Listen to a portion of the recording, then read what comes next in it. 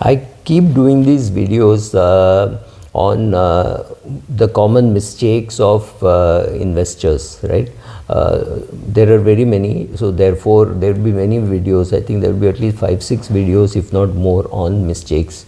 So the first mistake, as I would think, is they think they can trade. They think trading is easy. I don't know from where people get this feeling that they can buy in the morning and sell in the evening.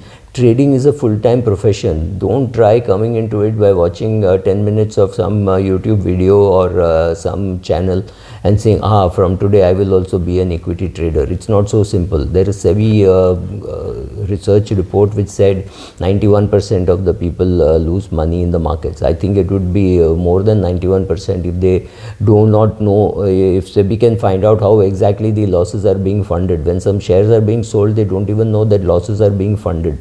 So if you take all that into account, if you can genuinely go into the heart of every investor, I think the figure might be even be higher than 91%. So first of all, thinking you're a trader is not going to be very easy. Trading is a full-time job. Not many of us are capable of doing. I just can't trade.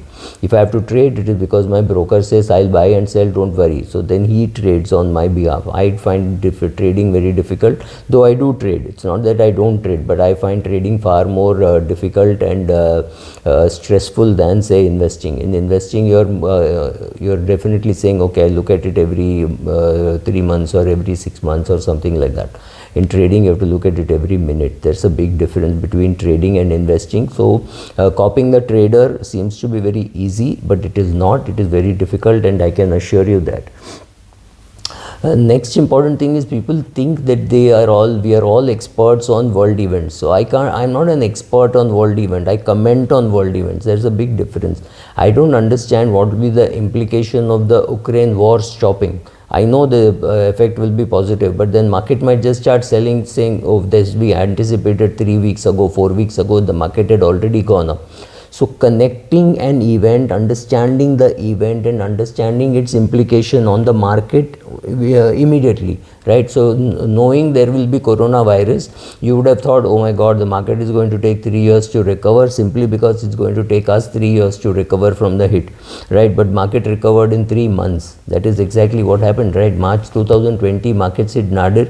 By September, they were again rocking, right? So these kind of things will happen. So we can look at world events to understand the impact of world events on our portfolio is very different and very, very difficult thing to do. Many of us are not capable of doing this. So don't attempt this. Don't think you understand. One more mistake I see people make is they wait on the sidelines too long.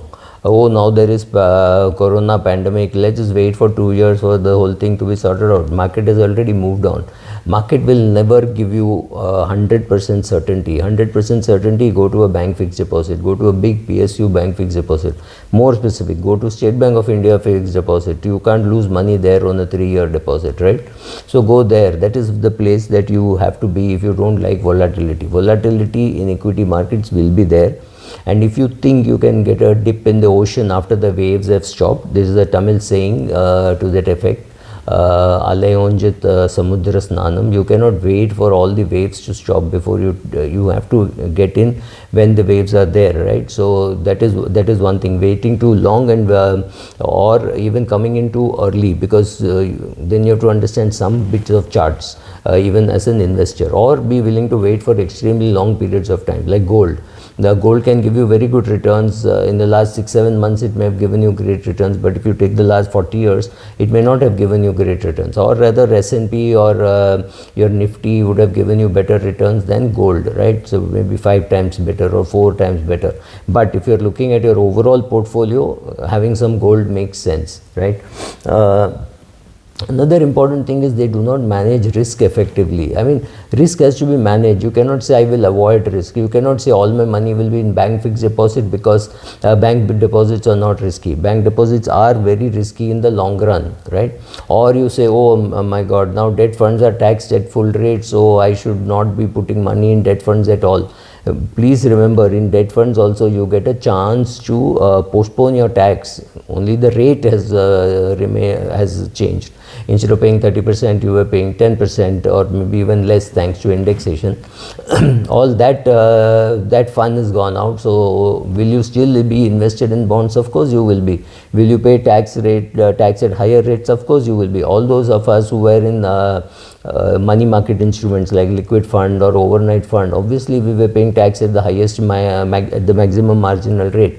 So these things will happen. So when there is a change which happens, you don't have to react to it very quickly. You have to just try to understand, like global events, you have to understand local events also and see what is going to be the impact on your portfolio. There's no need or hurry to act in haste, right? So this is another mistake, waiting too long or coming in too early without understanding what is happening.